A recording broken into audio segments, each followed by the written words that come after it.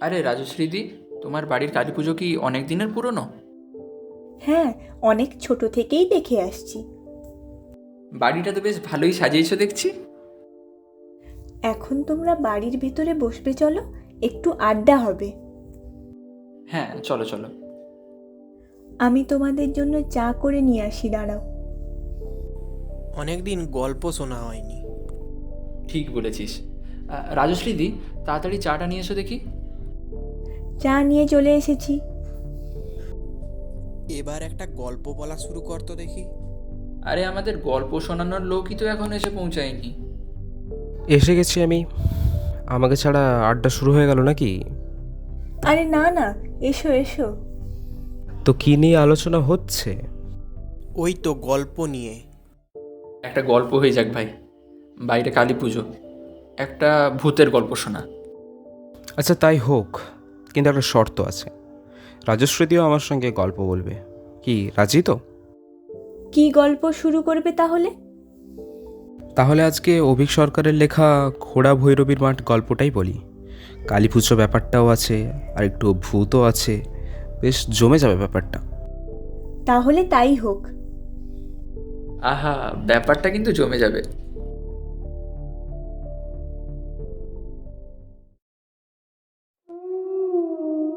গ্রামের মধ্যে ভৈরবী মায়ের ভক্ত সবাই, কিন্তু এখন পরিস্থিতি ভিন্ন। পিশাচ জেগেছে। প্রতি রাতেই যাচ্ছে কারো না কারোর প্রাণ। কিন্তু কে এই পিশাচ? কোথা থেকে এসেছে? আর এই গ্রামের প্রতি এত ক্রোধ কেন তার? নাকি এটা কারো অভিশাপ?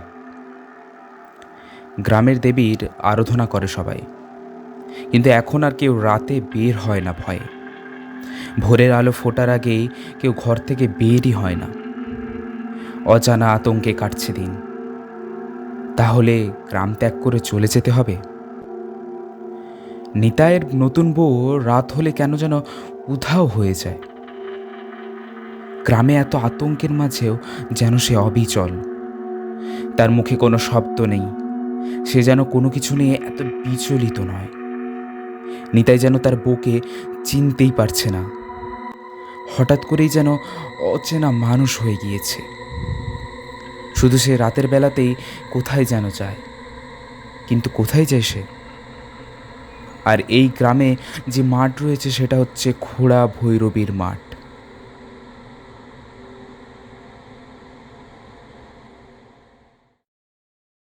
ঠিক সন্ধেটা লাগার মুখে গ্রামের ঘোড়া ভৈরবী মন্দিরে পুজো দিতে এসেছিলেন মুখুজ্জে বাড়ির বাসন্তী পিসি। পিসির বয়স 50-এর কাছাকাছি। স্বামী সন্তান নিয়ে সুখের সংসার। পৃথুল ও মেদবহুল মুখে ঘাম তেলের মতো একটা আলগা তৃপ্তির জেল্লা প্রায় সবসময়ই লেগে থাকে। নিত্যই মায়ের থানে পুজো দিতে আসেন তিনি। শনি আর মঙ্গলবারে ঘটাটা একটু বেশি করেই হয়। তা হয় হোক, এই ভৈরবী মায়ের কৃপাতেই তো গঞ্জের বাজারে এত বড় চালকল আর দুখানা অয়েল মিল চলছে ওদের। কর্তা কাজকর্ম থেকে অবসর নিয়েছেন বছরখানেক হলো। এখন সব কিছু ছেলে নিতাই সামলায়। চালাক চতুর ছেলে নিতাই। এই তো মাসখানেক হলো তার বিয়েও দিয়েছেন পিসি। মেয়ে বর্ধমানের পাল্টি ঘর। ভারী লক্ষ্মীমন্ত বৌমা পেয়েছেন বাসন্তী পিসি।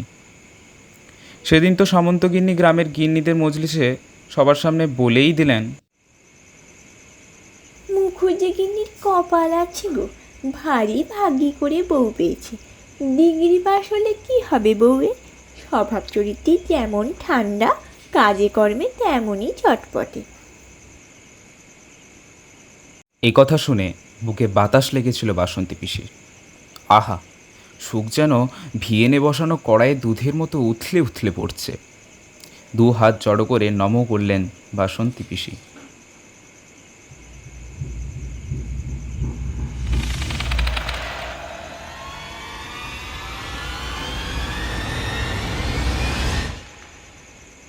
আজ পূর্ণিমা। আকাশ জুড়ে মস্ত বগিথালার মতো চাঁদ উঠেছে। হেমন্তের বাতাসে বেশ শিরশির একটা ভাব। গ্রামের শেষে যোগেন চাকলাদারের বাড়ি, তারপরেই কালীর মাঠ, আর মাঠের পাশেই ভূষুণ্ডি কাকের আমলে বড় বট গাছের নিচে ওই ভৈরবকালীর মন্দির। তালদিঘির ভৈরবকালীন সুনাম আছে ভারী, জাগ্রত দেবী বলে। দূর দূরান্ত থেকে লোকে পুজো দিতে আসে এখানে, আর আসবেই না কেন। এই মন্দির নিয়ে বেশ ভয় ধরানো কাহিনীও আছে যে একটা। লোকে বলে এই মন্দির নাকি 300 বছরের ওপরে পুরনো। মুর্শিদকুলি আর খাজাঞ্চি রায়রায়ান রামভূষণ দে সরকারের আদেশে বানানো এই মন্দির। কামাখ্যা থেকে বিখ্যাত অঘরী সাধক কালীগিরি তান্ত্রিককে আনা হয়েছিল মায়ের মূর্তি প্রতিষ্ঠার জন্য। প্রতিষ্ঠার দিন সরকার মশাইয়ের এক বিশ্বস্ত প্রজার অসাবধানতায় মায়ের ডান পায়ের বুড়ো আঙুলটা ভেঙে যায়। প্রবল প্রতাপশালী রায়রায়ান সে হতভাগাকে কাটতে চেয়েছিলেন বটে, কিন্তু হাতের কাছে চটজলদি একটা তলোয়ার বা সরকি খুঁজে না পেয়ে শেষমেশ অনিচ্ছার সঙ্গেই সেই প্রজাকে সরালে কুত্তা দিয়ে খাওয়ানোর বিধান দেন। কিন্তু তাতে বাদশা দেন কালীগিরি তান্ত্রিক স্বয়ং। তাতে রামভূষণ বেজায় মনক্ষুণ্ণ হয়েছিলেন। সচরাচর তিনি এইসব ক্ষেত্রে জ্যান্ত পুঁতে দিয়ে থাকেন। কুত্তা দিয়ে খাওয়ালে কষ্টটা কিছুটা কম হতো বলেই তার ধারণা। তাছাড়া অবলা প্রাণীগুলো পেট পুরে একটু খেতে পারত, সেই পুণ্যটার কথাও না ভাবলে চলবে কেন? তবে তার থেকেও বড় কথা হচ্ছে খুতো মূর্তি নাকি পুজো দিতে নেই। এই নিয়ে কিছু গাঁইগুই করছিলেন দে সরকার মশাই। অট্টহাসিতে সে আপত্তি উড়িয়ে দেন কালীগিরি তান্ত্রিক। কাল তোর মেয়ের পায়ের একটা আঙ্গুল কাটা পড়লে তাকে ফেলে দিয়ে নতুন মেয়ে আনতি নাকি রে? মূর্তি তো শুধু সাধন ভজনের সুবিধে হবে বলে রে পাগল। যে বেটির পায়ের তলায় স্বয়ং মহাকাল শুয়ে আছেন, তার কি এসে যায় রে এইসবে? কিন্তু গুরুদেব, চিন্তিত প্রশ্ন তুলেছিলেন রামভূষণ। এতে করে যদি সেবায়েত বা গ্রামের অমঙ্গল হয়? কথাটা কালীগিরি তান্ত্রিককে ভাবিয়েছিল ঠিকই, তা নইলে তিনি সেই রাতেই শ্মশান থেকে এক চণ্ডালের সবেনে তন্ত্রমতে সব সাধনায় বসবেন কেন? কালীগিরি তান্ত্রিক শ্মশান সিদ্ধাই ছিলেন। ভোর হওয়ার আগে লোকচক্ষুর অগোচরে সেই চণ্ডালের দুটি হাতের আর দুটি পায়ের হাড় নিয়ে মন্দির আর আমের চৌদিক ঘিরে ভূমিবন্ধন করে যান। সেই থেকেই তালদিঘির লাটাকুর ঘোড়া ভৈরবী বলে এ দিগরে প্রসিদ্ধ। তালদিঘি গ্রামের লোকেরা মানেন যতদিন ভৈরবী মা আছেন ততদিন মায়ের আশীর্বাদে তালদিঘির ওপরে বড় কোনো অপঘাত আসতে পারে না।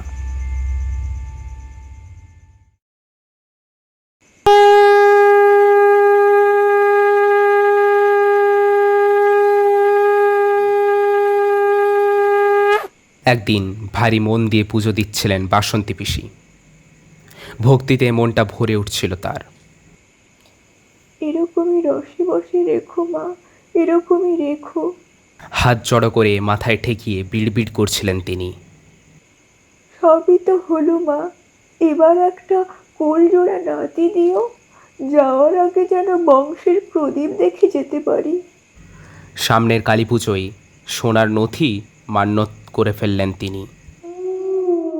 জয়ন্তী, মঙ্গলা, কালী, ভদ্রকালী, কপালিনী ইত্যাদি বলে টলে আরতি করার সময় প্রদীপটা যেই না ভৈরবী মূর্তির মুখের সামনে এনেছেন, সেদিকেই এক ঝলক তাকে মুহূর্তখানেক স্তম্ভিত হয়ে রইলেন তিনি। আওয়াজ করে ধড়াম করে পড়ে মূর্ছা গেলেন। গায়ের মুখুজ্জে পাড়ি দাপুটে গিন্নি বাসন্তী রানী মুখুজ্জে অজ্ঞান অবস্থায়। মন্দিরের সেবায় যোগেন ভট্টাচার্য মশাই তখন মন্দিরের বাইরে লাল সিমেন্ট দিয়ে বাঁধানো তেলতেলে রোয়াকে বসে পুজো দিতে আসা আরও জনা কয়েক পুরুষ ও মহিলাকে কৌশিকী অমাবস্যায় মহাভৈরবকালী পুজোর মাহাত্ম্য বোঝাচ্ছিলেন। অন্তত 4টে পুজো বা যজ্ঞ পাকড়াও করে ফেলেছিলেন। মাস দুয়েকের জন্য বাংলার চাটের বন্দোবস্ত হাতে আশি করছে প্রায়, তার এই মধ্যেই মন্দিরের ভেতরে ছুটে যেতে দেরি হয়নি কারোরই।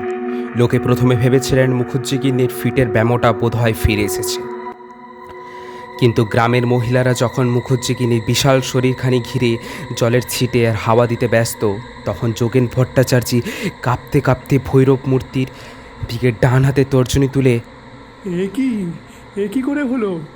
এ যে মহাসর্বনাশ, মায়ের কোপ দৃষ্টি জেগেছে রে বলে দড়াম করে পড়ে যেতে লোকজনের মনে হয় যে ব্যাপারটা অন্য কিছু হলেও হতে পারে। তখন সমবেত লোকেদের নজর ঘুরে যায় মূর্তির দিকে, আর তারপরেই লোকজন ভয়ে আতঙ্কে একবারে কাঠ হয়ে যায়। সেই রাতেই প্রবল ঝড় ধেয়ে আসে তালদিঘির ওপরে, আর খোড়া ভৈরবীর মাঠের উত্তর দিকে প্রাচীন বটগাছটা উপড়ে পড়ে যায়।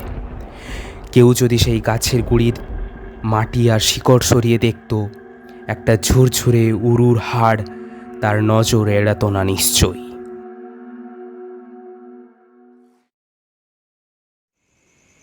গ্রামে ঢোকার সময় একটা কিছু টের পাচ্ছিলেন দনু, ওরফে দনুজ দমন সেনাপতি।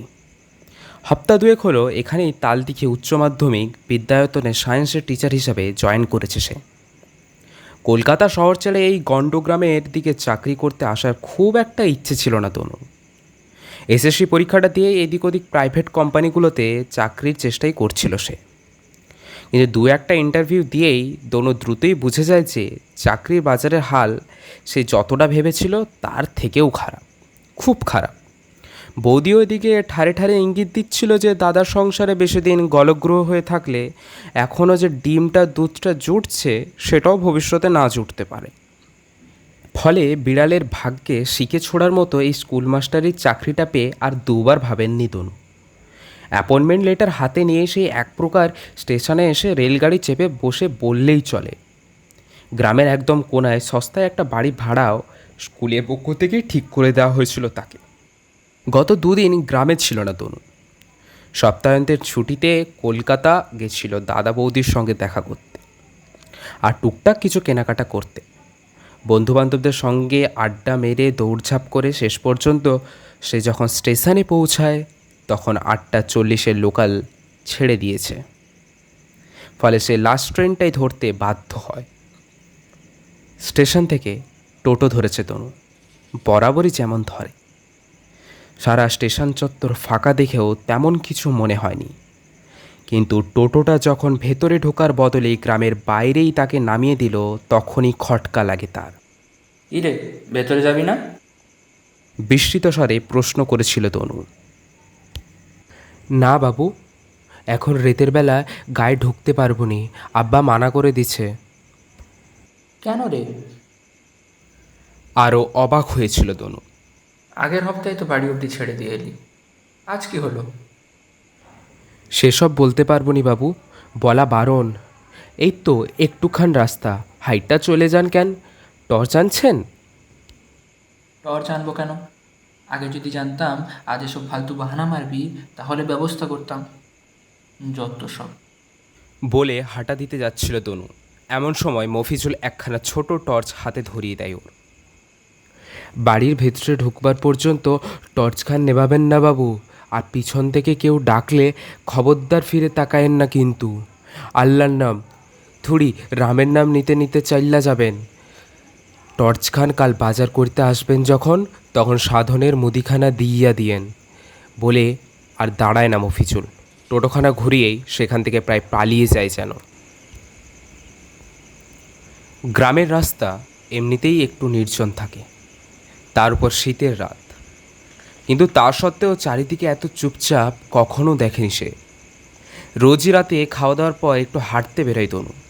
তখন হাট ফেরতা চাষিদের দল থাকে রাস্তায়, থাকে সাইকেলের সামনের রোডে মেয়ে বসিয়ে ঘুরতে বেরানো বখাটে ছোড়াদের দল। এছাড়া শহর থেকে রাতের ট্রেনে আসা অনেকের সঙ্গেই দেখা হয়ে যায় তা। আজ তবে সব কিছু এত চুপচাপ কেন? দুদিন আগেই পূর্ণিমা গেছে, আকাশে দ্বিতীয়ার চাঁদ, অল্প একটু মেঘও করেছে। আবছা আলো ছায়ায় সামনে পড়ে থাকা কালো ফিতের মতো সরু রাস্তাটাকে সাপের খোলসের মতো লাগছিল তনুর। যেখানে টোটো তাকে নামিয়ে দিয়ে গেছে সেখান থেকে তার বাড়ি বেশ খানিকটা রাস্তা। যেতে যেতে খেয়াল করে সে চারপাশে একটুও শব্দ নেই, মানুষজন বা নেড়ি কুকুর কারোর পাত্তা নেই, এমনকি গাছের পাতা অবধি নড়ছে না। শুধু চারিদিকে আলগা অভিশাপের মতো লেগে আছে কটু আষ্টে গন্ধটা। আরও কি যেন একটা নেই ভাবছিল তনু, তাই এত অস্বস্তি হচ্ছে আজ। একটু পরে সেটা খেয়াল করতে তার হাঁটাটা আস্তে হয়ে এলো। ঝিঁঝির ডাক, একটা ঝিঁঝি পোকাও ডাকছে না আজ। গ্রামে আসা ইস্তক 1-2 সপ্তাহে এমন একটা রাতও যায়নি যখন এই বিপুল শব্দ ব্রহ্মতলা লাগায়নি তার কানে।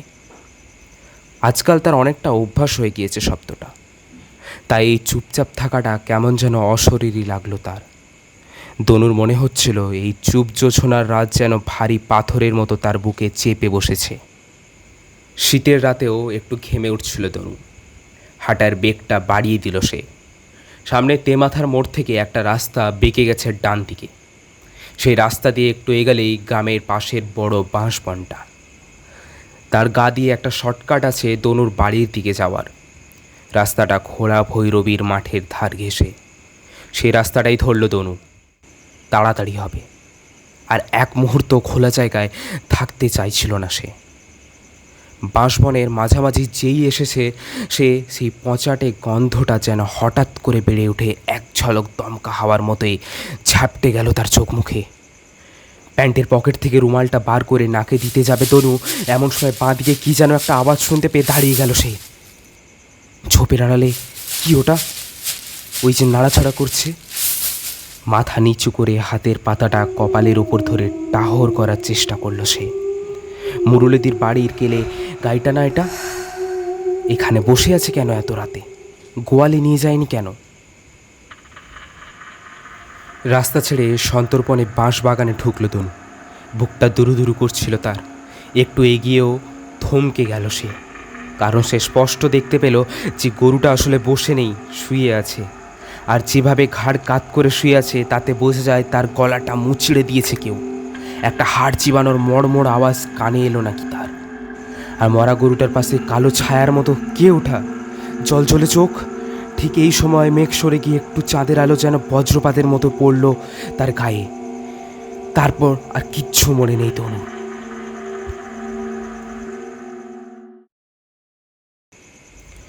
বাথরুমে ঢুকে বেসিন ধরে আয়নার সামনে দাঁড়িয়েছিল শামু, মানে এবারই নতুন বউ শাম্ভবী। বাথরুমে বউর জন্য একটা বাহারি ওয়াশ বেসিন বসিয়ে দিয়েছে নিতাই। তার উপরে একটা ছোট্ট আয়নাও লাগিয়ে দিয়েছে। ঝটপট মুখে চোখে জল দিয়ে উত্তেজনাটা কমাবার চেষ্টা করছিল শামু। হাতে লেগে থাকা শাশুড়ি মায়ের রক্তটা শুধু একবার জিঘের ডগায় ঠেকায় সে। আহ, কি স্বাদ! বাথরুমের বাইরে থেকে দরজায় টোকা দেয় পিস্তিত ননদ শ্যামলী। ও বৌদি, একবারটি এসো না, ডাক্তারবাবু কী সব বলবেন বলে ডাকছেন তোমাকে। শুনেই যতদূর সম্ভব গলার স্বর স্বাভাবিক করে ফেলে শামু। তারপর উত্তর দেয়, যাই। দ্রুত গামছা দিয়ে মুখটা মুছে ফেলে সে।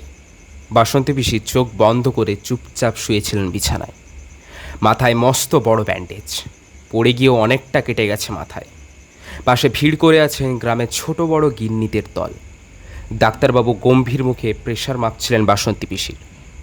আশেপাশে মহিলাদের মুখে উদ্বেগ ছাপিয়ে যেটা ফুটে উঠেছিল সেটার নাম ভয়, হাড় কাঁপানো ভয়। সত্যি দেখেছিস তুই?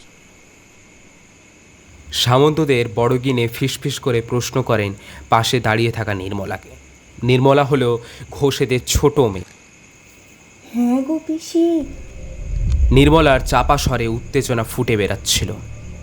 স্পষ্ট দেখলুম মায়ের জিভটা লাল, টকটকে লাল, রক্ত গড়িয়ে পড়ছে যেন। বাকিরা শিউরে উঠলেন সে কথা শুনে। জোড়হাত কপালে ঠেকালেন কেউ কেউ। এর মধ্যে ক্ষীণ প্রতিবাদ করার চেষ্টা করে সরকারদের বড় বউ টুম্পা। ধু, কি দেখতে, কি দেখেছে ও বাচ্চা মেয়ে। ও, আমি বললে বাচ্চা মেয়ে, আর ঠাউর মশাই দেখলো, নপাড়ার দোক্তা দিদা দেখলো, নারায়ণদের বড় জ্যাঠা দেখলো, বাজু কাকু দেখলো, সেগুলো কিছু নয় না? অকাট্য যুক্তির সামনে চুপ করে যায় টুম্পা।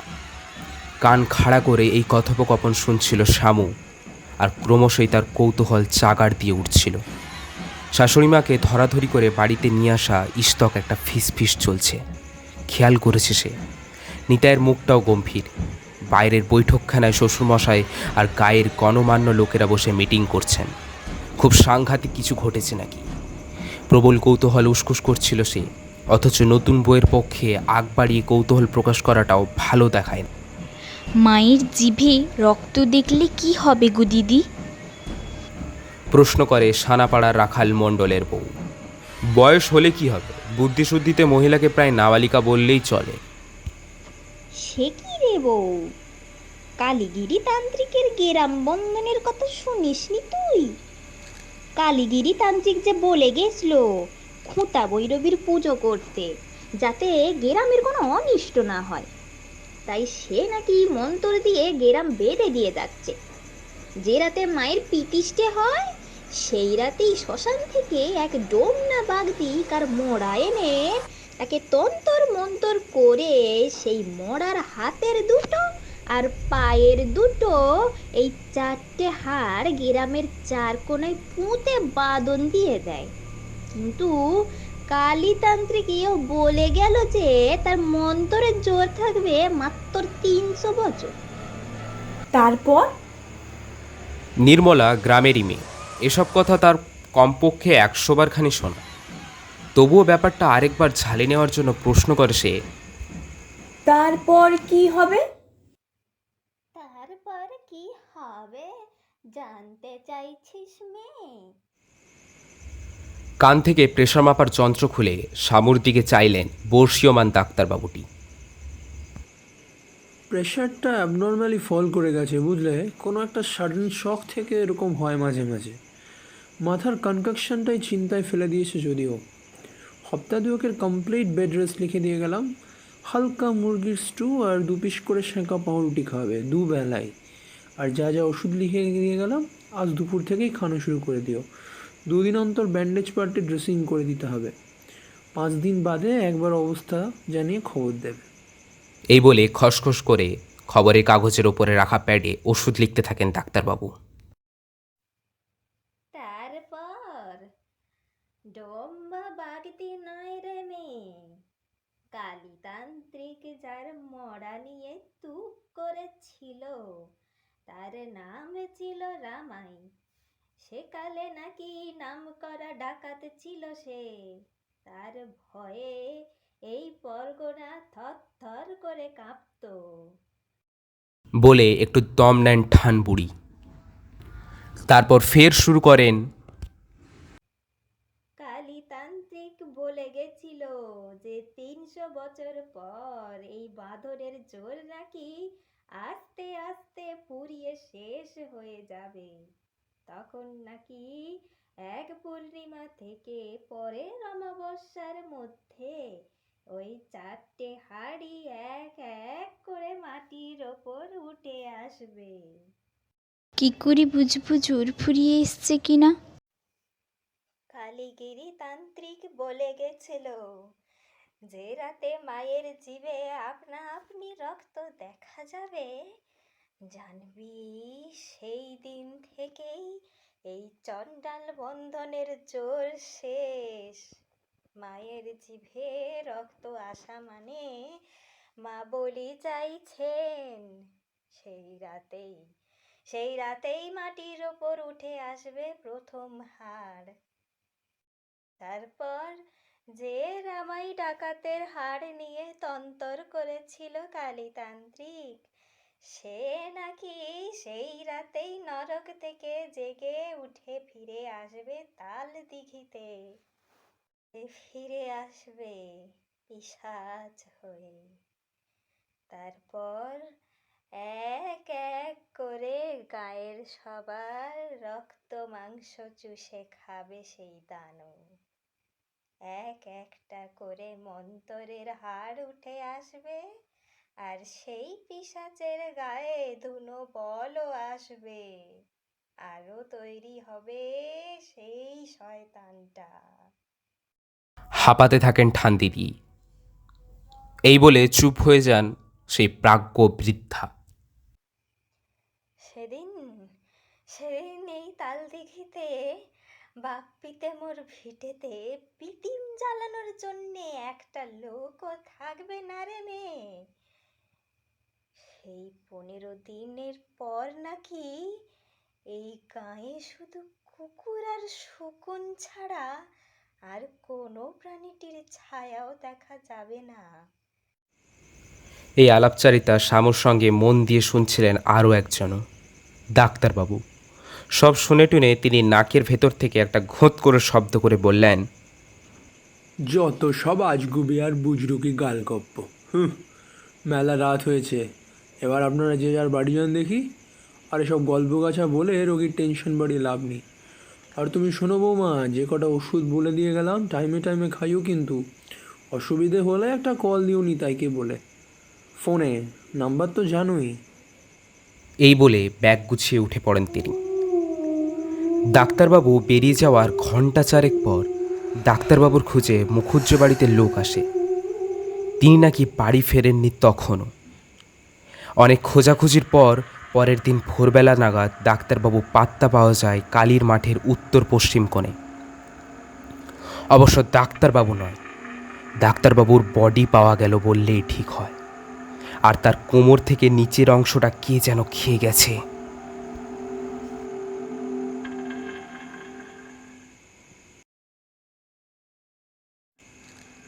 হাঁকার দিতে থাকো হে, এর ওর নাম ধরে ডাকতে থাকো। ও মনসুর মিয়া, বলি গাড়ি চালাবে না দুটো কথাও বলবে? জবাব দেয় না মনসুর মিয়া, এক মনে গাড়ি চালাতে থাকে। চারিদিকে যা আবহাওয়া তাতে এই গোপে লোকটা গুম মেরে গেছে মনে হয়। মাচান গোপীনাথের হাট থেকে ফিরছিল ওরা জনা ছয়েক লোক। বেরিয়ে পড়েছিল অবশ্য বেলা থাকতে, কিন্তু গড়ানহাটার মোড়ে মনসুর মিয়ার ভ্যানটা বেগরবাই করতেই চোখে অন্ধকার দেখে ওরা। অন্ধকার দেখার যথেষ্ট কারণও ছিল।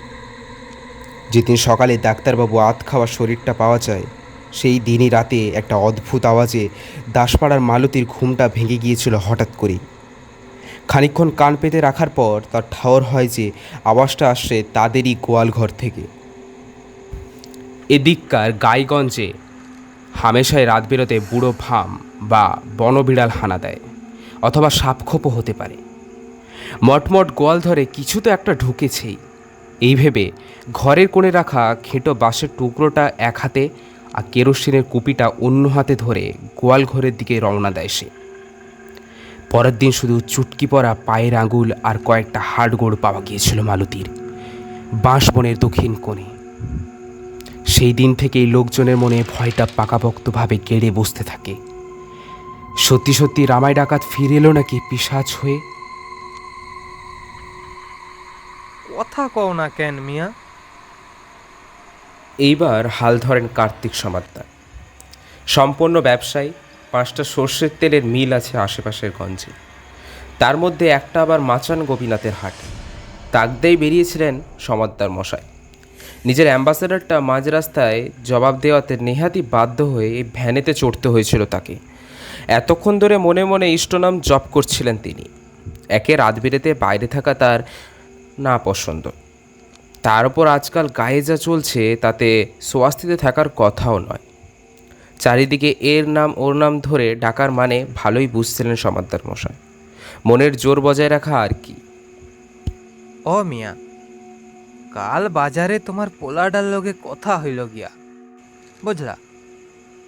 ছ্যামড়ার কথাগুলান ভারী মিষ্ট, সহবত শিখছে খুব। ওরে টোটো চালাইতে কও কেন? গঞ্জের বাজারে একখান দোকান দিতে কও না পোলারে, আমি তো আসি এখনো। সাহস জোগানোর চেষ্টা করেন কার্তিক সমাদ্দার, বোধহয় নিজেরই। জবাব দেয় না মনসুর মিয়া। সেই যে গাড়ি সরিয়ে তারপর পাশের জঙ্গলে পেচ্ছাপ করতে গেছিল লোকটা, তারপর ফিরে আসার পর থেকেই কেমন যেন থুম মেরে গেছে সে। চোখ দুটো সামান্য লাল, কারোর সঙ্গে কথা বলছে না, কান দুটো সামান্য উঁচু হয়ে আছে। সমাদ্দারের কথার জবাবে সামান্য একটা অদ্ভুত আওয়াজ করে সে। আর ঠিক সে সময় একটা মাংস পচা গন্ধ যেন মাছ ধরা জালের মতো ছাপিয়ে পড়ল সবার উপর। দরজা বন্ধ করে বসেছিল রাখহরি সাধুখা। এখন পরমভক্ত বৈষ্ণব হলে কি হবে, এককালে তার নাম করে বাচ্চাদের ঘুম পাড়ানো হতো আশেপাশের গায়ে, এমনই প্রতাপ ছিল তার। একখানা লাঠিগাছ সম্বল করে 4-4টে পাঠানকে ঘায়েল করার গল্প এখনও আশেপাশের 5 গায়ের লোকে বলা বলি করে। চিরকালই তার ভয় ডর একটু কম, বুকে দুর্জয় সাহস। যখন বলি দেওয়ার চল ছিল তখন খোড়া ভৈরবীর সামনেই এক কোপে জোড়া মোষের গলা নামত রাখহরি।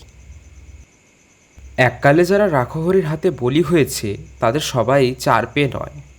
এহেন ডাক সাইটে রাখহরি নবদ্বীপের রাসের মেলায় ঘুরতে গিয়ে মদনমোহন গোস্বামীর কাছে দীক্ষা নিয়ে ফেলে।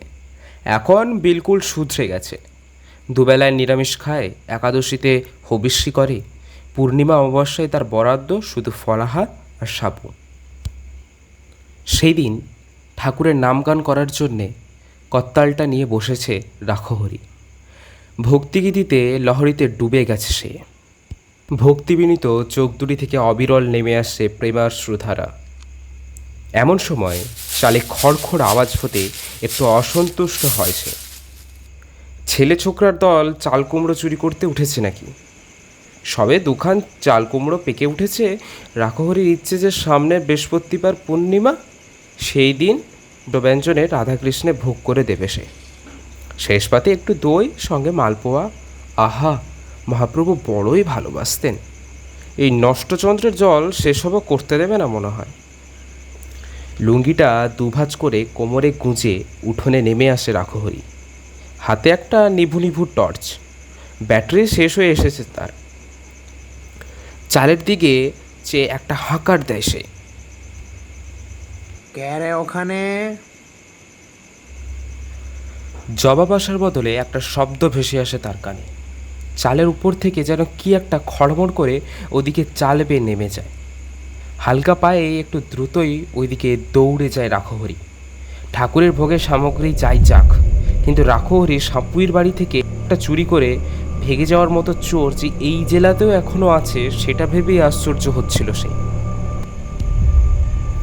বাড়ির পেছন দিকে যেতেই একটা মাংস পচা গন্ধ যেন ভেজানো গামছার মতো দম বন্ধ করা ভাব নিয়ে তার মুখ ও চোখের উপর ঝাঁপিয়ে পড়ল। এখানে এই গন্ধটা এলো কোথা থেকে? হঠাৎ করেই থমকে গেল রাখহরি।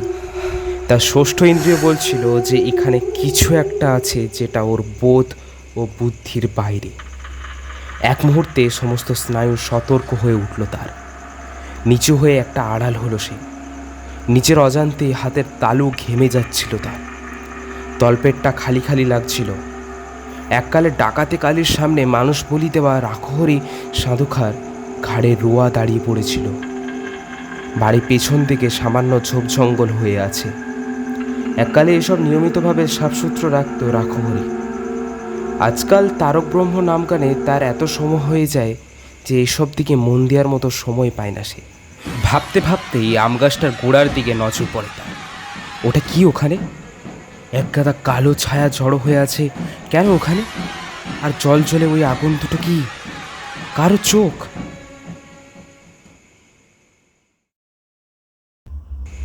খোড়া ভৈরবীর মাঠের পাশ দিয়ে যাওয়ার সময় মনসুর মিয়ার ভ্যানটা যেন হঠাৎ করেই ফের একটা হিচকি তুলে থেমে যায়।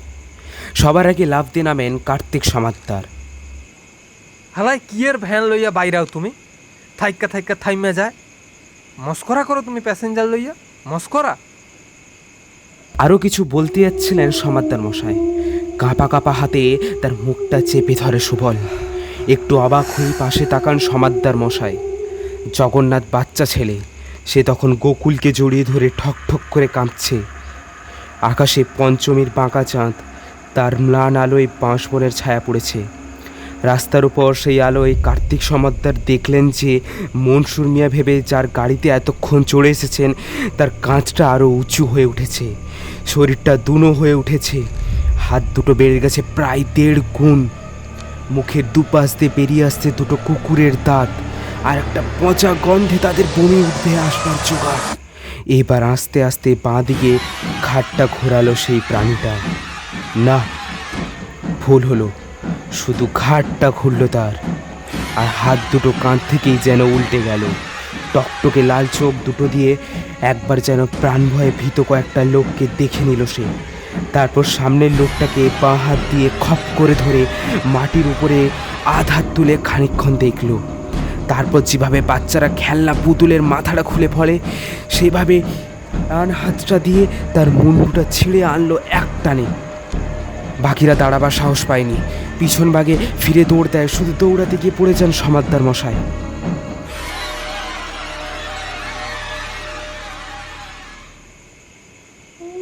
সাহস করে আর কিছুটা এগোয় রাখহরি। পচা বিশ্রী একটা গন্ধে নাড়ি ভুড়ি উঠে আসছিল তার। কাঁধের গামছাটাকে নাকে চেপে ধরে সে। আরও একটু এগোতে নরম নরম কি যেন তার পায়ে ঠেকতে থাকে। সেটা দেখেই সে টর্চ মারে। একটা মানুষের হাত, কোনোই নিচ থেকে কাটা। না, ভুল হলো, কাটা নয়, ছেঁড়া। তার গায়ে এখনও রক্ত লেগে। খানিকক্ষণ স্তম্ভিত হয়ে সেদিকে চেয়ে থাকে রাখহরি। বুকটা ধক করে ওঠে। মানুষের কাটা হাত পা দেখার অভ্যেস বহুদিন নেই রাখহরি।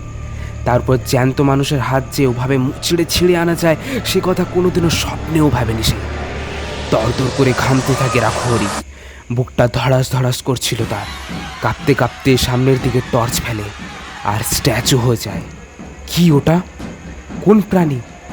থরথর করে কাঁপতে থাকা আলোয় রাখহরি দেখে প্রকাণ্ড একটা উলঙ্গ শরীর কিসের ওপর যেন ঝুঁকে পড়েছে। সারা শরীর বড় বড় কালো লোমে ঢাকা, কান বলে কিছু নেই, আর বড় বড় বাঁকানো নখওয়ালা দুটো মোটা মোটা হাত দিয়ে কি যেন ছিঁড়ে ছিঁড়ে খাচ্ছে। মাংসের গন্ধ ছাড়াও এবার একটা উগ্র গন্ধ নাকে এলো রাখহরি। কাঁচা রক্তের গন্ধ। এবার সেই প্রাণীটা লাল টকটকে চোখ তুলে তাকালো উপরের দিকে, আর সেই অমানসিক বিভীষিকার দিকে তাকিয়ে ভয়ে প্রাণ উড়ে গেল রাখহরি। পেছন পরে পড়ি কি মরি ঊর্ধ্বশ্বাসে দৌড় দিল সে। পালাবার আগে শুধু একটাই জিনিস চোখে পড়েছিল তার। প্রাণীটা যেটার ওপর ঝুঁকে পড়েছিল সেটা একটা শরীর। তা চিনতে ভুল হয়নি রাখহরি। তারই কাটা মাথাটা আয়েশ করে খাচ্ছিল সে। আর ওই আতঙ্কের মধ্যে শরীরটা কার সেটা দেখা মাত্র চিনতে দেরি করেনি রাখহরি। ওটা কার্তিক সমাদ্দারের শরীর। মণ্ডল বাড়ির লোকজন অবশ্য এত কথা জানত না। পরদিন রাত ভোরে মণ্ডলের ছোট মেয়ে তাপসী ঘুম থেকে উঠে তাদের বাড়ির পাশে ছোট পুকুরটায় মুখ ধুতে গিয়ে দেখে সারা পুকুরের জল টকটকে লাল, আর তাতে কাঁচা রক্তের গন্ধ। কেউ যেটা দেখেনি, কখনো দেখবেও না, সেটা হচ্ছে যে পুকুরের নিচে পাক থেকে মাথা উঁচু করে বেরিয়ে এসেছিল একটা প্রায় গলে পচে যাওয়া হাতের হাড়।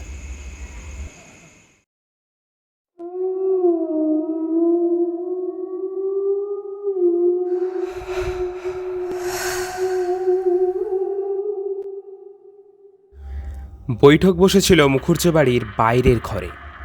গায়ের 5 জন গণমান্যরা উপস্থিত ছিলেন। ছিলেন যোগেন ভট্টাচার্য মশাই, ছিলেন আরও 2 জন যারা সামনাসামনি দেখেছে সেই পিশাচকে, রাখহরি আর তনু, যারা এই পিশাচকে দেখেছে।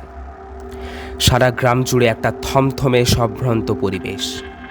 ভোরের আলো ফোটার আগে কেউ ঘরের বাইরে বেরোয় না, আর সন্ধে নামতে না নামতেই ঘরের দরজায় খিল। তারপর চিল্লেও গলা ফেড়ে রক্ত তুলে ফেললেও কাউকে পাওয়া যাবে না। গত 10 দিনে 8 জন শিকার করেছে তাল দিঘির পিশাচ।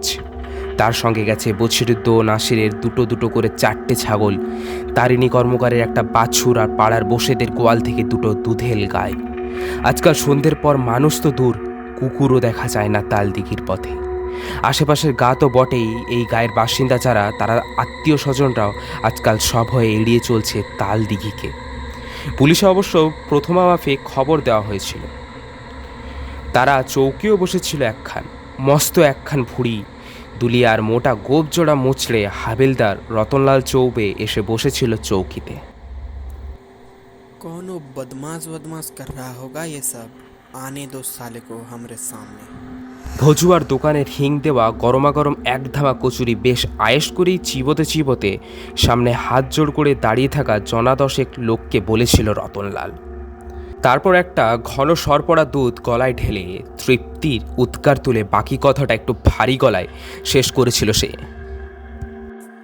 एक बार हमरे हाथ लग जाए तो देखना, उल्टा टांग के मारेंगे साले को।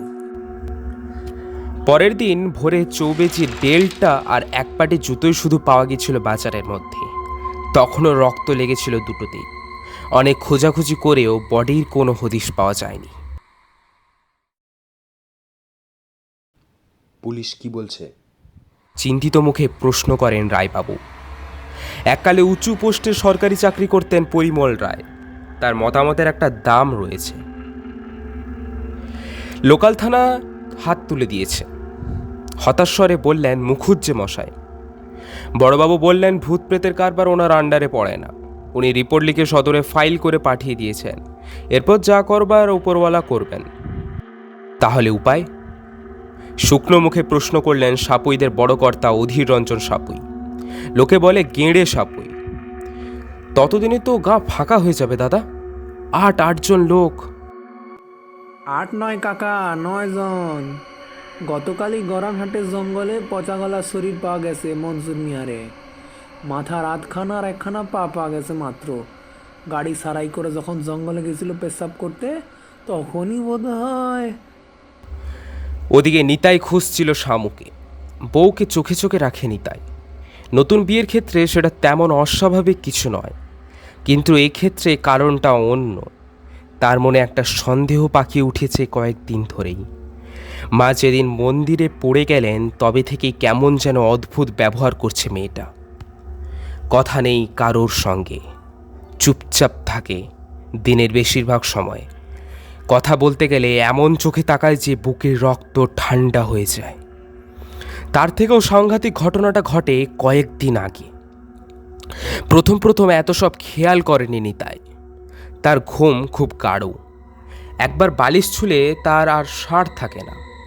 তবে সেই দিন মাঝরাতে হঠাৎ ঘুম ভেঙে গিয়েছিল নিতাইয়ের। উঠে অভ্যাসবশে পাশে হাত বাড়িয়ে দেখে পাশে বউ নেই। প্রথমে ভেবেছিল হয়তো বাথরুমে গেছে শামু, এসে পড়বে এক্ষুনি। বেশ কিছুক্ষণ পরেও শামু আসছে না দেখে উঠে যায় নিতাই।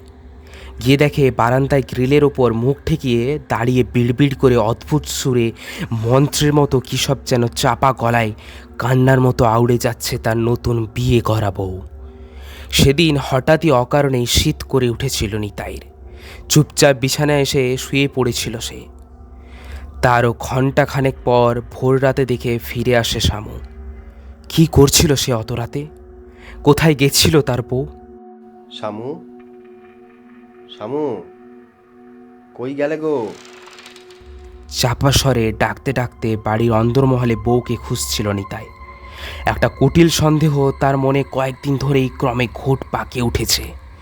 শুধু সেই দিন নয়, তারপর থেকে রোজ রাতে ঘুমানোর পর বেশ কিছুক্ষণের জন্য শ্যামু যায় কোথায়, আর সেই সব রাতে একটার পর একটা অঘটন ঘটে যায় কি করে।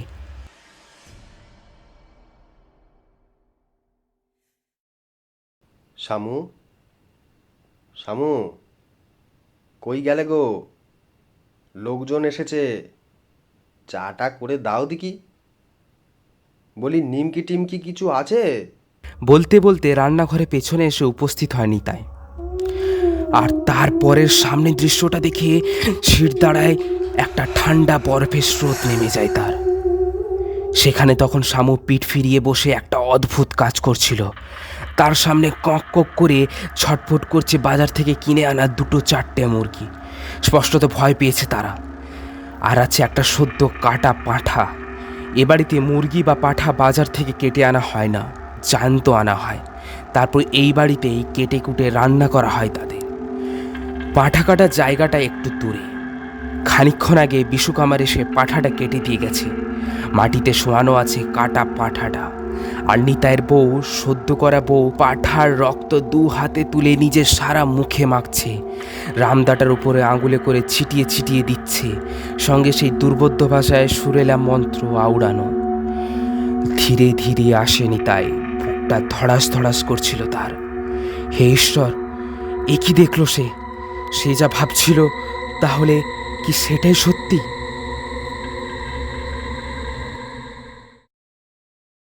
কিন্তু এর প্রতিকার কি মুখুজ্জে মশায়? আর্তনাদ করে বগলাচরণ শিকদার। কাজ কারবার তো সব লাটে উঠতে বসেছে। ছেলে মেয়ে পরিবার নিয়ে তো গায়ে বাস করাই মুশকিল হয়ে দাঁড়াচ্ছে দেখছি। আপনিই বলুন, এভাবে কি বাঁচা যায়? রাখহরি একটা কথা ভাবছিল। ভ্রুটা কুঁচকে ছিল তার। আচ্ছা, মণ্ডলদের ঠান দিদিরা একবার জিজ্ঞেস করলে হয় না? মানে কালীগিরি তান্ত্রিক সব থেকে বাঁচাবার কোনো মন্তর বা উপায় টুপায় কিছু বলে গেছিল কি ওই ঠান দিদির পূর্বপুরুষকে? কথাটা মনে ধরে সবাই। এই কথাটা কারোর মনে আসেনি এতক্ষণ। তারপর ঠান দিদি এখন তো বাড়িতেই বাসন্তী পিসির পরিচর্যার তদারক করছেন। মুখুজ্জে মশাই কাজের লোক কানাইকে ডেকে বলেন অন্দরমহলে খবর দিতে। আধ ঘোমটা টেনে একটু কুঁজো হয়ে এলেন ঠান দিদি। এদের সকলের থেকে বয়সে বড় হলে কি হবে, প্রাচীন যুগের লোক তিনি। ঘোমটা টোমটা বিলক্ষণ মানেন। দনু উঠে গিয়ে ঠান্দিদির হাত ধরে যত্ন করে একটা মোড়ায় বসিয়ে দেয়। বেঁচে থাকো বাবা। থুরথুরে গলায় নাতির বয়সী নবীন মাস্টারমশাইটিকে আশীর্বাদ করেন ঠান্দিদি। তারপর সমবেত ভদ্রজনে প্রশ্নটা শুনে অনেকক্ষণ ভ্রু কুঁচকে ভেবে বলেন, কই তো এরকম কিছু তো বাবা আমাকে বলে যায়নি রে ভাই। কিছুই কি বলে যাননি তা কালীতান্ত্রিক? ও ঠান্দিদি, একটু চেষ্টা করো না, যদি কিছু মনে টনে থাকে তোমার। অনুনয় করে এক দুজন। ভ্রুকুচকে কী সব যেন ভাবতে থাকেন ঠান্দিদি। সেই দিকে সাগ্রহে চেয়ে থেকে সকলে। বেশ কিছুক্ষণ বিড়বিড় করে বলতে থাকেন তিনি। একবার একবার অবশ্য বুঝলি ভাই, আমি তখন খুব ছোট। রাত্রিরে খেয়ে দিয়ে ঘুমের ভান করে শুয়ে আছি। মা এটো বাসন কোসন ধুয়ে এসে বাবার সঙ্গে গল্প করছে। এমন সময় কথায় কথায় এই খোড়া ভৈরবের কথা ওঠে, বুঝলি। আমার তখন ঘুম আসি আসি করছে। মা ঠিক এটাই জিজ্ঞেস করলো চোখ জুড়িয়ে আসার আগে। ঠিক শুনিনি, মনে হলো বাবা বলছে। কি যেন বললো, কি বলেছিল বলতো বাছা, মনে পড়ে না কেন। তখন সবাই নিঃশ্বাস বন্ধ করে শুনছিল ঠান্দিদির কথা। কারো কিছু বলতে সাহস হচ্ছিল না। শুধু রাখহরি ফিসফিস করে বলল, আচ্ছা, আর একটু মনে করার চেষ্টা করো না ঠান্দিদি, ঠিক কি বলেছিল তোমার বাবা? বাবা বলেছিল যে আমাদের যে পূর্বপুরুষের জন্য মায়ের মূর্তির আঙ্গুল ভেঙেছিল, তিনি নাকি খুব ভয় পেয়েছিলেন। তখন তাকে নাকি কালীতান্ত্রিক সাহস দিয়ে বলে কালীগিরি বলে গেছিল। কি যেন, হ্যাঁ মনে পড়েছে। কালীতান্ত্রিক বলে গেছিল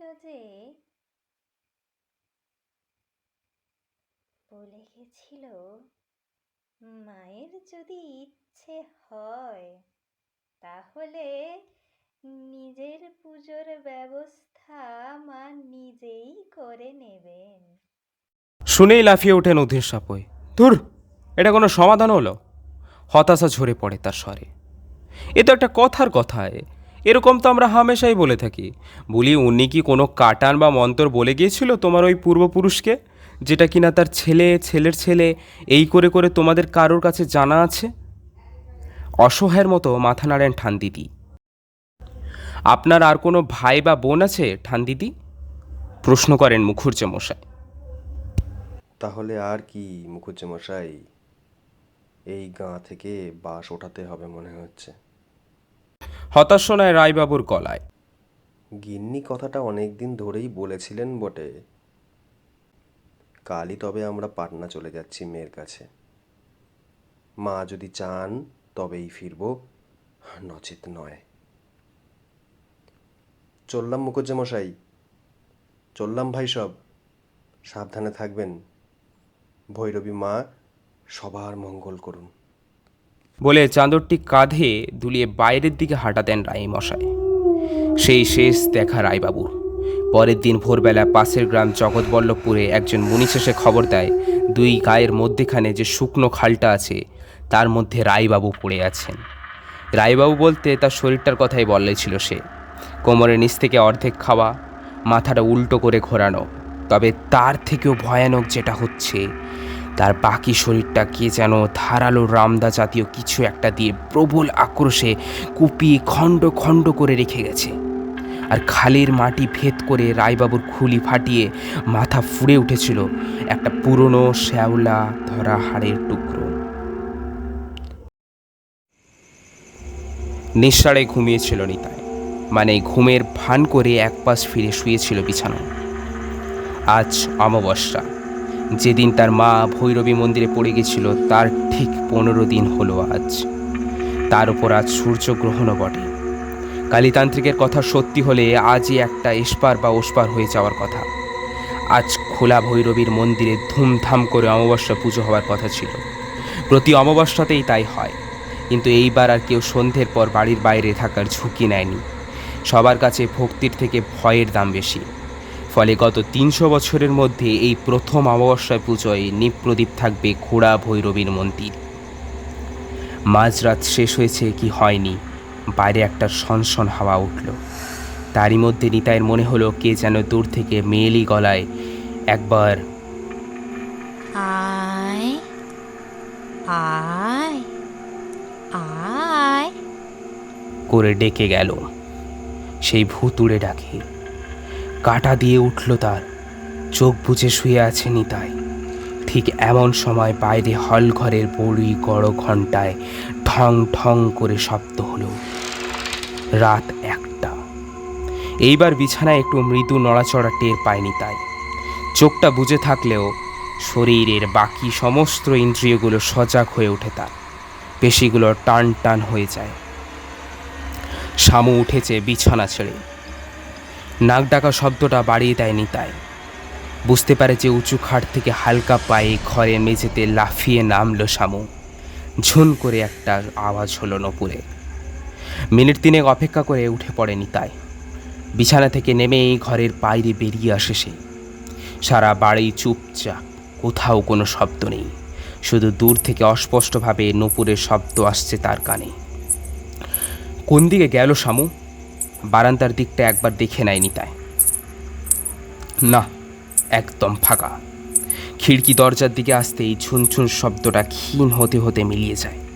মানে খিড়কি দরজা দিয়ে বেরিয়ে গেল শামু। ওদিকে যেতে সিঁড়ি নিচ থেকে ছায়ার মতো বেরিয়ে আসে দুজন।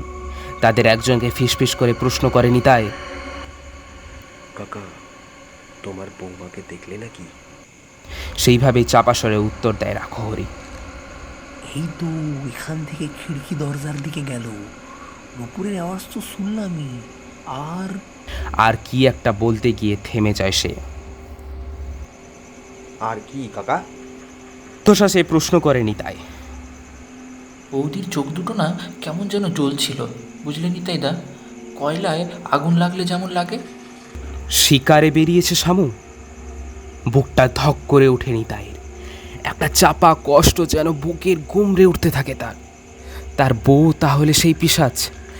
দিন ধরে এই পিশাচকে নিয়ে ঘর করেছে সে। তারপর চোয়াল শক্ত করে সে। আজ এর শেষ দেখে ছাড়বে নিতাই মুখুর্ছে। অস্তর কিছু নিয়েছ? রাখহরি নিয়েছে একটা আধাতি তলোয়ার, আর তনু নিয়েছে একটা পাকা বাঁশের লাঠি। সব দেখে শুনে নিতাই বলে, চলো যাওয়া যাক। খিড়কি দরজাটা ভেজানোই ছিল, অর্থাৎ শামু এখান থেকেই বেরিয়েছে। ধীর সন্তর্পণে ওরা 3 জন বাইরে আসে। এবার ওরা যাবে কোন দিকে? নুপুরের আওয়াজ শোনা যাচ্ছে না কেন? বাঁ দিকে এগোলে একটা ছোট্ট মতন ফাঁকা জমি, আর ডান দিকে একটু এগালে একটা বট গাছ। তার পেছনে মণ্ডলদের পুকুর, যে পুকুরের জলে সেদিন রক্তে ভেসে গেছিল। প্রথমে ওরা ডান দিকে যাওয়ায় মনস্থ করে। বট গাছের দিকে এসে ওরা হদিশ পায় না যে কোন দিকে যাবে। দুদিকে দুটো রাস্তা গেছে। এমন সময় হাতের টর্চটা মাটির দিকে নামে একবার চালিয়ে বন্ধ করে দেয় নিতাই। সেই সেকেন্ডের ভগ্নাংশের মধ্যে জ্বলে ওঠা আলোয় ওরা দুটো জিনিস দেখতে পায়। এক, দুপাটি নপুরকে যেন খুলে রেখে গেছে তেমাথার মোড়ে, তাতে সিঁদুর লাগানো। আর 2, মাটিতে জল পায়ের ছাপ। জলের ফোঁটায় আরও পায়ের ছাপে মিলেমিশে একটু অস্পষ্ট হয়ে গেল বোঝা যায় যে এই পুকুরেই পা ডুবিয়ে কেউ হেঁটে গেছে দক্ষিণ মুখ। ওই দিকেই খোড়া ভৈরবীর মাঠ। 3 জনে চুপচাপ হাঁটা দেয় সেদিকে। রাখহরি মনে হচ্ছিল টর্চে চকিত আলোয় আরও কি একটা যেন দেখল, কিন্তু সেটা যে কি সেটা মাথায় বসছিল না তার। কি যেন দেখল, কি যেন একটা অস্বাভাবিক কিছু নজরে পড়ল না। এই দমবন্ধ করা ভুতুড়ে পরিবেশে অস্বস্তি হতে থাকে রাখহরি। হাঁটতে হাঁটতে ওরা টের পাচ্ছিল সেই পচা মাংস রক্ত মেশানো গন্ধটা ধীরে ধীরে বাতাসে পাক খেয়ে খেয়ে মিশছে। চারিদিকে অমাবস্যার মিশমিশে কালো অন্ধকার, তারার আলো দেখা যায় না আকাশে। তার মধ্যেই কাঁচা পথ ছেড়ে পাকা রাস্তায় ওঠে রাখহরি। এরা দুজন, অর্থাৎ নিতাই ও রাখহরি, গ্রামের মানুষ। আধারে তাদের চোখ জ্বলে। অসুবিধা হচ্ছিল তনু, শহরের লোক সে। রাতের অন্ধকারে রাস্তাঘাটে চলা অভ্যেস নেই। পদে পদে হোঁচট খাচ্ছিল সে। মিনিট 5 হাঁটার পর বাম পাশে বাঁশ বাগান এলো। সেটা পেরোলেই মাঠ, আর সেখানে আসতেই একটা অবয়ব নজর পড়ল ওদের। এখান থেকে দেখা যাচ্ছে একটা ছায়ামূর্তি রাস্তার শেষ দিকে ওদের আগে আগে হাঁটছে। রাস্তা পেরিয়ে মাঠে নামবে এবার। সেই ঘোর অন্ধকারের মধ্যেও সেই কালো ছায়াটির অবয়ব চিনতে ভুল হয় না ওদের। ওটা শামু। কিন্তু শামুর হাতে লম্বা মতো ওটা কি ঝুলছে? তিনজনেই চট করে একটু রাস্তার বাঁ পাশে বাঁশ বাগান ঘিরে সরে আসে। ধীরে ধীরে পিছু নিতে হবে শামুর। দেখতে হবে যে ও কোথায় যাচ্ছে। বিন্দুমাত্র শব্দ হলে সর্বনাশ। ঠিক এই সময় পিশাচের গায়ের পচা গন্ধটা যেন এই অন্ধকারের মধ্যে হঠাৎ তপ করে বেড়ে উঠল। প্রবল বেগে বমে উঠে আসতে লাগলো ওদের। যদিও শামুর দিকে নজর সরাচ্ছিল না ওরা। শামুও যেন মাঠে নামার আগে একবার থমকে দাঁড়ালো। তারপর শিয়াল যেমন নাক উঁচিয়ে বাতাসে গন্ধ শোকে, ঠিক সেইভাবে মাথা উঁচু করে যেন কি একটা শুনতে লাগলো। নিজের বুকের ধকধক আওয়াজ শুনতে পাচ্ছিল নিতাই। কি করছে শামু? তাদের গায়ের গন্ধ শুকছে নাকি? এইবার শামু পিশাচের শিকার কি ওরা? নিতাইয়ের পিঠটা ঘামে খামছে তনু বা রাখহরির মধ্যে কেউ একজন। সেই হাতটা থরথর করে কাঁপছিল। শ্বাস বন্ধ করে মাথা নিচু করে বসেছিল। ঠিক সেই সময়ে অঘটনটা ঘটে গেল। পাশে সরতে গিয়ে একটা ছোট গর্তে পা পড়তে আহ করে উঠল রাখহরি। সেই শব্দ শুনে ধীরে, অতি ধীরে পিছনে ঘুরল শামু। আর তারপর টকটকে চোখ দুটো মেলে সোজা তাকালো তাদের দিকে। এরপর সেই ঘর অন্ধকারের আকাশ আর মাঠ পিছনে রেখে ধীরে সুস্থে হাতের লম্বা জিনিসটার মাথা মাটিতে ঘষ্টাতে ঘষ্টাতে আস্তে আস্তে তাদের দিকে এগিয়ে আসতে থাকলো সেই অবয়ব। একটু আগেও তারা নড়ছিল না বিন্দুমাত্র। সেই অন্ধকার রাতে তার চোখের সামনে ফুটে উঠছিল এক আশ্চর্য ভয়াল ছবি। শামুর পেছনে নিঃশ্বাস বন্ধ করে দাঁড়িয়ে আছে শব্দহীন নীল কালো রঙের আকাশ। আকাশের শেষে এক প্রান্তে নিঃসাড়ে ফুটে উঠেছে এক অসহায় আলোহীন মন্দিরের ছায়া। আর মন্দিরের পায়ের কাছে বিছিয়ে আছে ধুধু করা মাঠ, খোড়া ভৈরবীর মাঠ। সেই মাঠের সামনে সরু পথ ধরে এগিয়ে আসছে একটা নারী মূর্তি, যার হাতে ধরা একটা জিনিস, যার মাথা রাস্তার মাটিতে পাথর ঠেকে ভীতিপ্রদ আওয়াজ তুলছে, ঠং ঠং ঠং। ভয়ে যেন পাথর হয়ে গেল নিতাই। তার কাঁধ খামচে ধরা হাতের ব্যাপারে তার মনেই রইল না আর। অজগরের চোখের দিকে যেমন তাকিয়ে থাকে ছাগলখানা, ঠিক তেমনই সামনের দিকে চেয়েছিল সে। ধীরে ধীরে সেই ছায়ামূর্তিটা আরও কাছে আসে তার। এতক্ষণে তার হাতে ধরা জিনিসটার আন্দাজ পায়নি তাই। যে রামদাটা দিয়ে তাদের বাড়িতে জ্যান্ত পাঠা কাটে বিশুকামার, সেইটাই শামুর হাতে। আজ আর তাহলে খালি হাতে নয়, অস্ত্র হাতে শিকারে বেরিয়েছে কাল দিঘির পিশাচ। পাটা আটকে গেছিল নিতাই। চারপাশে আর যেন তার কিচ্ছু নজরে ছিল না। মন্ত্রমুগ্ধের মতো সামনের দিকে চেয়ে আছে সে। ঠিক সেই একটা ঘটনা ঘটল। নিতাইয়ের চোখের সামনে হঠাৎ করে একটা কুয়াশার মিহি পর্দা যেন নেমে এলো রাস্তার মধ্যখানে।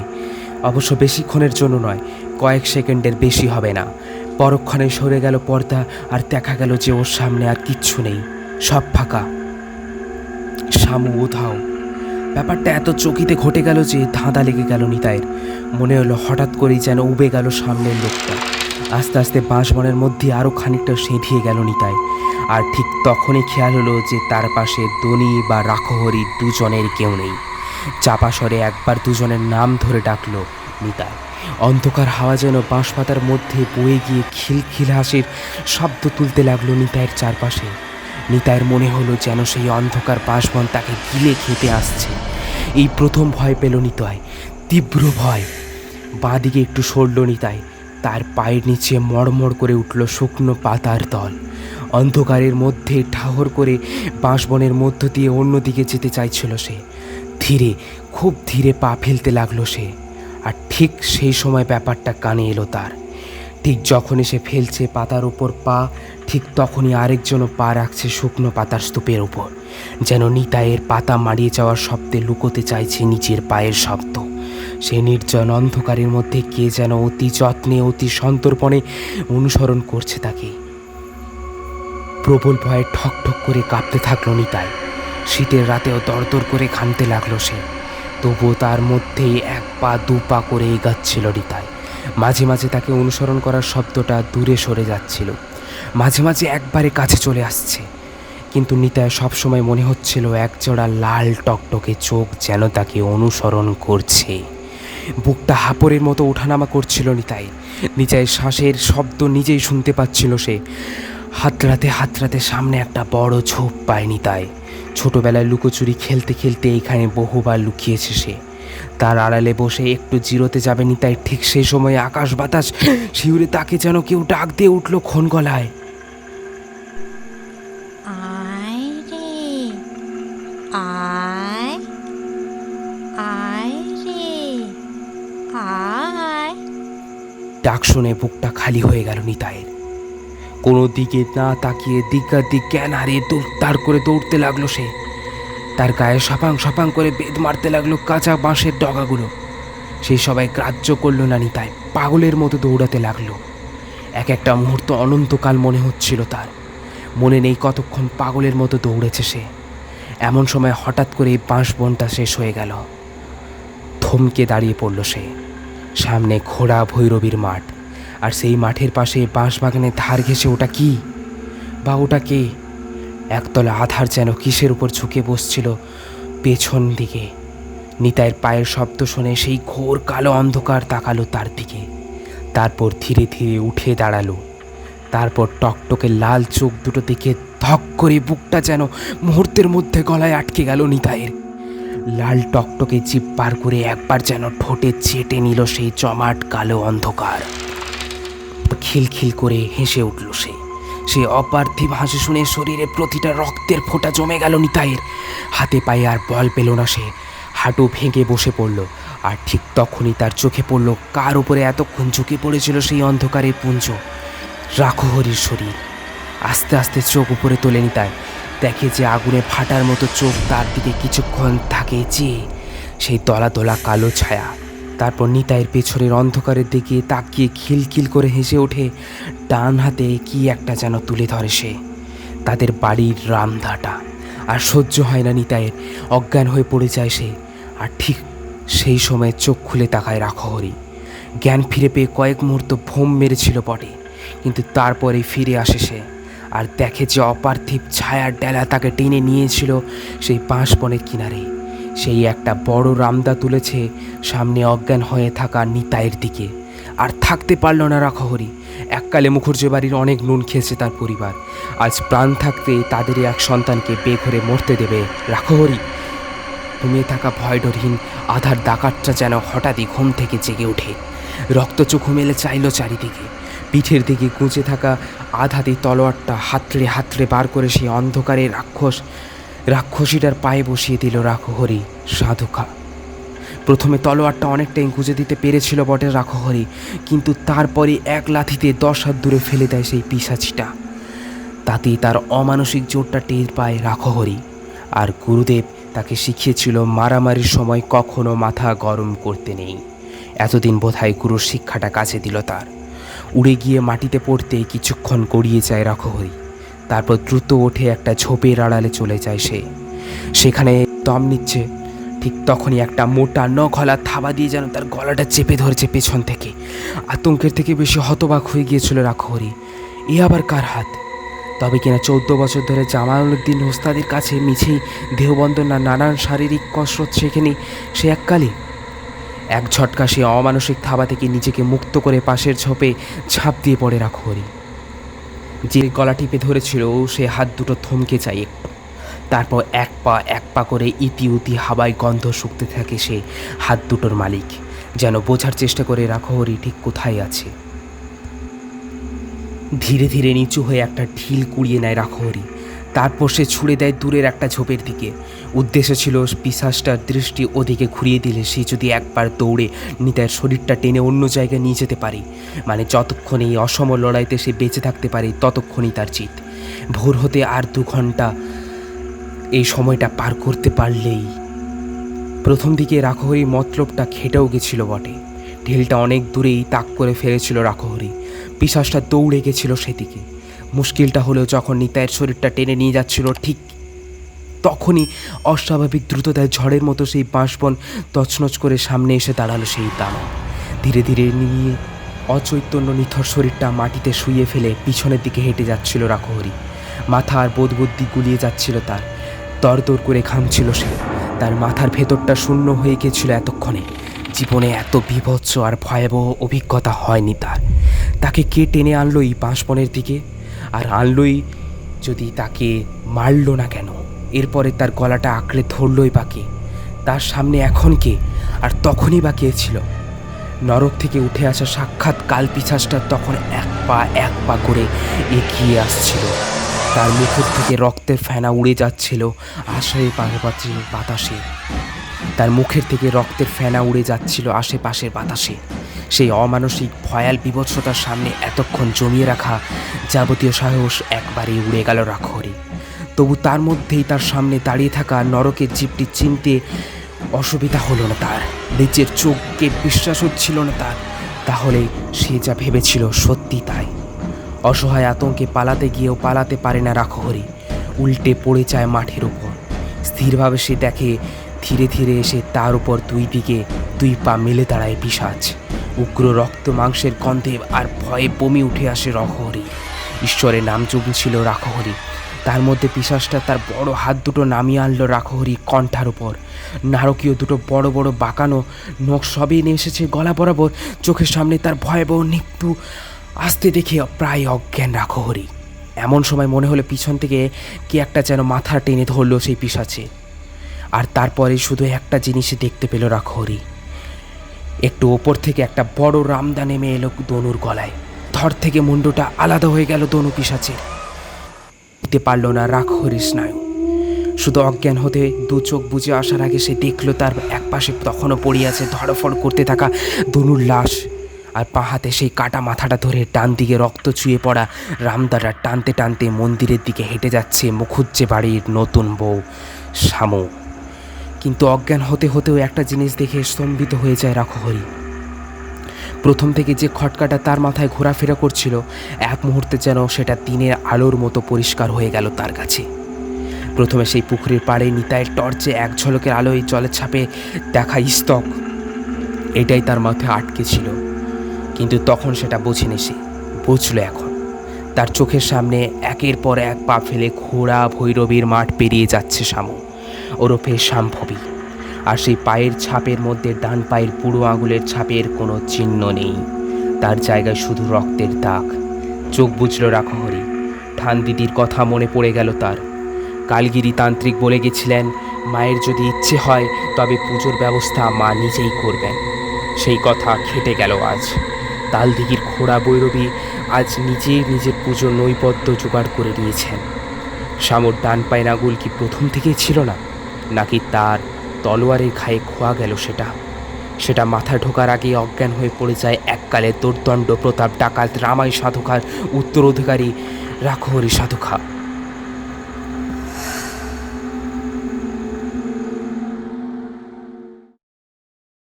গল্পটা বেশ ভয়ের ছিল। পিঠ দিয়ে বরফের ঠান্ডা স্রোত বয়ে গেল। কিন্তু আমাদের আজকের নিবেদনটি ভালো লেগে থাকলে অবশ্যই লাইক, কমেন্ট এবং শেয়ার করুন। একই সঙ্গে চ্যানেলটিকে সাবস্ক্রাইব করে রাখুন। আমাদের পরবর্তী গল্পের আগাম আপডেট পেতে ফেসবুক ও ইনস্টাগ্রামে শৈলী পেজটিকে লাইক এবং ফলো করে রাখুন। ধন্যবাদ।